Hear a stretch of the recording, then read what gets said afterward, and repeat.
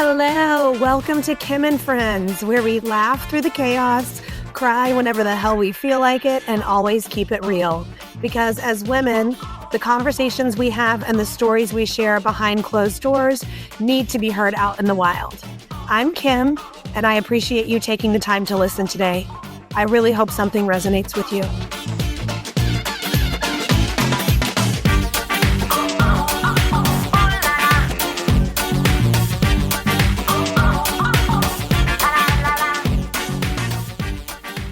Hey friends, welcome back. Happy Tuesday. I feeling a little silly today.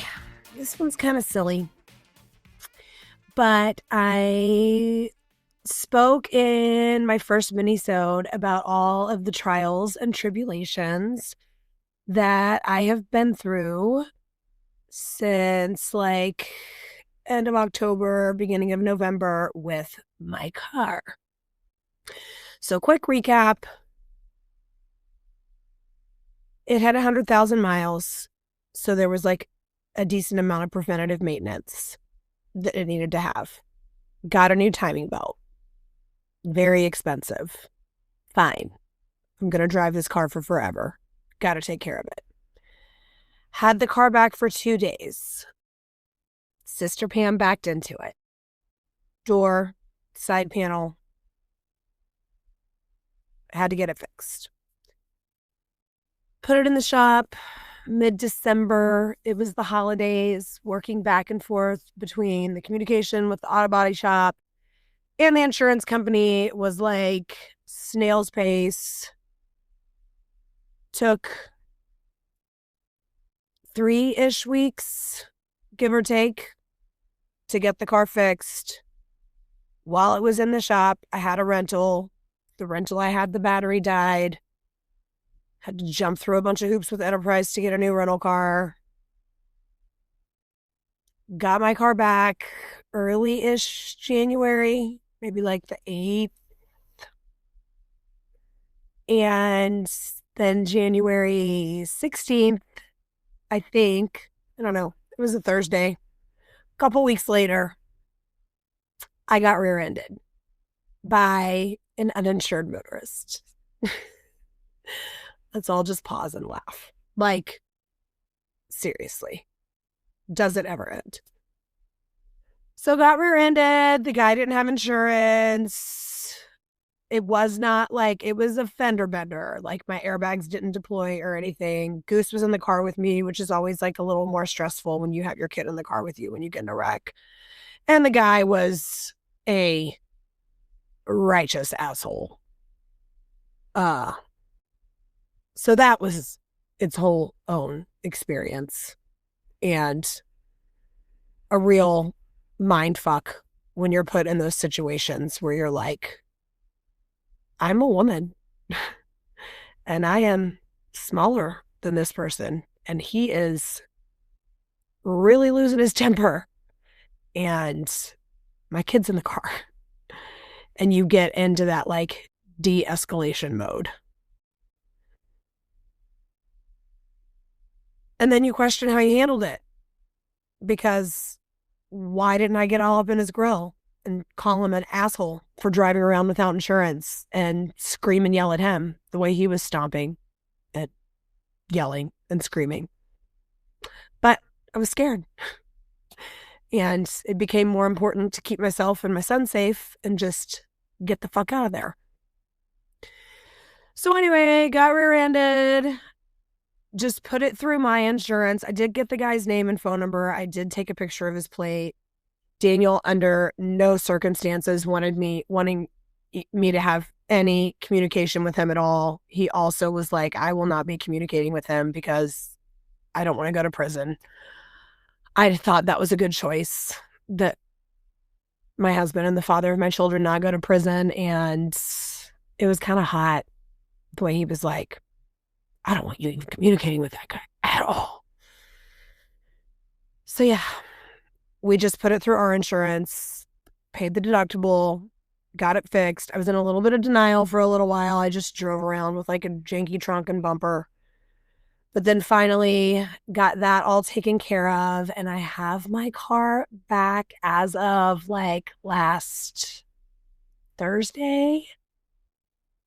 And it feels so good to be back in my car, y'all. She just fits like a glove.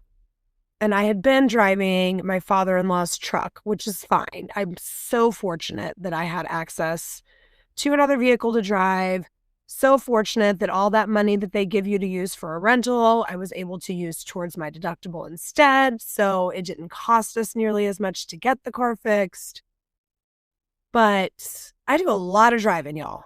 I'm back and forth between 2 different studios, coaching classes, picking kids up, I'm dropping them off, I'm taking them to piano, to taekwondo, to singing lessons, well, Daniel mostly does soccer, but I'm going to soccer games, back and forth. I mean, a lot of driving. So I'm back in my car and I have a whole new appreciation for her. And it got me to thinking about when I first got her and what I named her and why, and about how it was really just like almost like a knowing. And she's like, her name fit her so perfectly when I first got her. And it's just since 2020, when I got her, it is just like played out and continued to just be the perfect name for her. So let me get to my point. I drive a 2017 Honda Accord. This is the 3rd Honda Accord I have had. I love Honda Accords.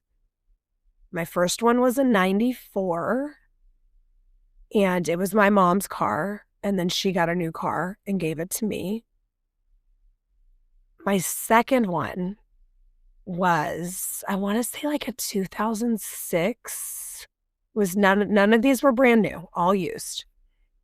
And she was sleek. This was pre-Daniel, pre-kids. I was with my ex-husband. I was never going to have kids. And it was a coupe. So it was like a 2-door silver Honda Accord, fully loaded, sunroof, nice fin on the back, spoiler. Is that what that's called? Had a spoiler. And I loved that car. And she stayed with me all the way through leaving my ex-husband, getting with Daniel, having Edna, and moving to Wyoming. And I don't know how much you know about Wyoming weather, but coupe, Honda Accord, not the best for like the winter road situation in Wyoming. Also, I had a growing child and a 2-door, also not great. So I ended up getting an SUV. I got a Nissan Pathfinder, drove that for a little while. It was fine. I'm not an SUV girl. I'm a car girl. Like Daniel drives a big ass truck. I love to drive his truck from time to time. I love that we have a truck and I can like use it to go like get all the shit I find on Facebook Marketplace, or if I get a wild hair and want to go to Home Depot and get a bunch of lumber and build something in one of my kids' rooms. It's great.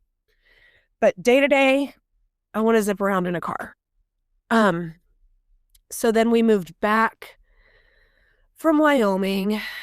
I needed something smaller. I was going to have another kid. I got a Toyota Camry, probably my least favorite car I've had, not because it was a Camry, but I just like got into it really quick and I didn't like think it through. It was more like function. So it was like this weird gold color, which just wasn't for me. It was a good little car. It worked out. So fast forward to 2020, I find out that that car is going to need a new transmission. And it was just like not worth it to invest in a new this car.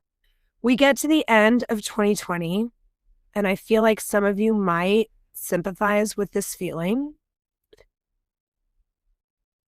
Bucks left to give at the end of 2020 beyond what was happening in all of our lives, with sheltering in place, not being able to spend as much time with friends and family, dealing with kids at home that were trying to like do virtual learning and homeschooling, in and out of work. What are the restrictions at work? What can we do? Do we have to mask? Do we not have to mask? So that in and of itself made 2020 a taxing year for everyone in this country. But then in October of 2020, my 14-year-old Chihuahua passed away that I have a tattoo of on my shoulder. That was my ride or die. Loved no one in this world but me. And that was of course, it's 2020 and I'm going to lose my best dog friend. So that takes us to December, and I'm like, I'm not paying to get a new fucking transmission in this car that I don't really like anyway. I'm getting a new car, and I'm getting a silver Honda Accord. I want to get back to myself. I want a silver Honda Accord again. God damn it. So, and this is me all on my own. I'm doing all the research. I tried all those online things like Carvana. I went to 3 different dealerships. There was literally 4 different Honda Accords that I started the process on and ended up walking away from it because I knew I wanted it was 2020. So I was looking for something 2016, 2017, low mileage. And I wanted bells and whistles. I wanted to have, just like I had before, my leather seats, my sunroof. The one I had before, the coupe, was a 4-cylinder turbo. So it was pretty zippy.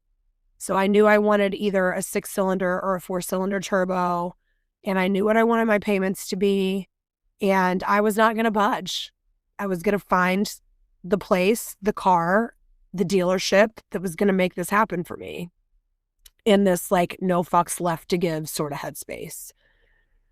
I was walking away from deals over $45 difference in the payment. I was like, no, it's not what I want. Fuck it, I'm out of here. So found this 2017, and she has everything. Black leather, silver, 4-door now instead of a 2-door. Makes more sense to my family. But sunroof, 6-cylinder, fully loaded, all the bells and whistles. She was beautiful. She is beautiful still. And sat at the dealership for oh God, isn't buying cars just the worst? Sat at the dealership for entirely too long, sitting across from this annoying man that just is continuously telling me how we're not even making any money off of this. You're getting a great deal. And I'm finally was well, if I'm getting such a great deal and no one's making any money right now, sure seems like y'all would be getting me out of here a little bit quicker than you are. I was hangry, exhausted, annoyed, but finally got the numbers where I wanted them. Finally got my silver Honda Accord, black leather interior, sunroof, chef's kiss. And I get her home, and I'm this is my Jane Fonda the Honda. I was she's not brand new anymore, but she is classy, and she knows who she is, and she doesn't try to be anything she isn't. She's got all the bells and whistles. I was yeah, that's it. Jane Fonda the Honda. And that name has served her really well. It's been a really great name. And then when I got her back just recently, after all of this fiasco since she hit 100,000 miles, I started seeing all the parallels between Jane Fonda and my car. So she got up towards 100,000 miles. She needed some maintenance. She needed a little work.